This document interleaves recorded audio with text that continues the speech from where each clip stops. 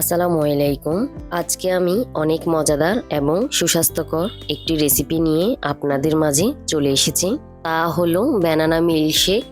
আশা করি আমার এই রেসিপি আপনাদের অনেকটাই ভালো লাগবে। তার জন্য প্রথমে আমি কলা নিব।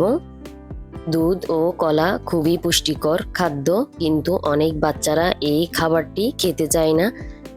এইভাবে মিল্কশেকটি বানিয়ে দিলে বাচ্চারা অনেক মজা করে খাবে। প্রতিদিন সুষম খাদ্যের পাশাপাশি এই রকম এক গ্লাস মিল্কশেক খেলে আপনাকে সুস্থ রাখতে সাহায্য করবে।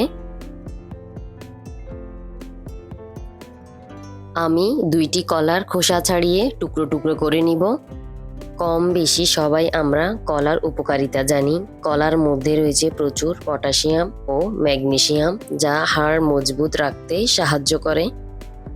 অনেকে অনেক রকম এই মিল্কশেকটি তৈরি করেছেন। আমার এই প্রসেসে একবার তৈরি করে দেখুন, অনেকটাই ভালো লাগবে।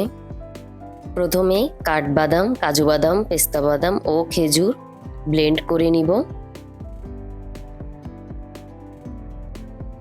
কিছুক্ষণ ব্লেন্ড করার পর তার মধ্যে টুকরো করে রাখা কলাগুলো দিয়ে দিব।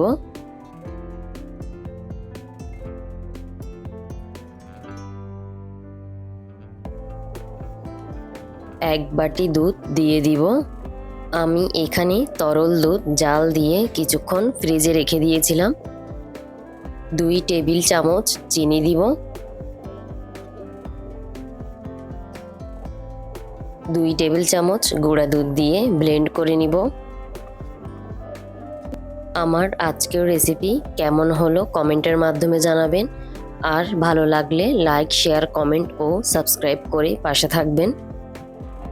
আমার ব্যানানা মিল্কশেক তৈরি করা হয়ে গেল। এখন আমি একটি গ্লাসে সার্ভ করে নিব।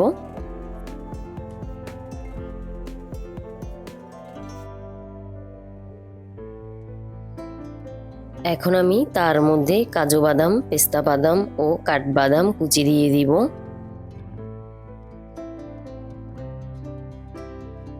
ও চেরি ফল দিয়ে দিব। এই ব্যানানা মিল্কশেকটি দেখতে যেমন সুন্দর, খেতেও সুস্বাদু ও মজাদার।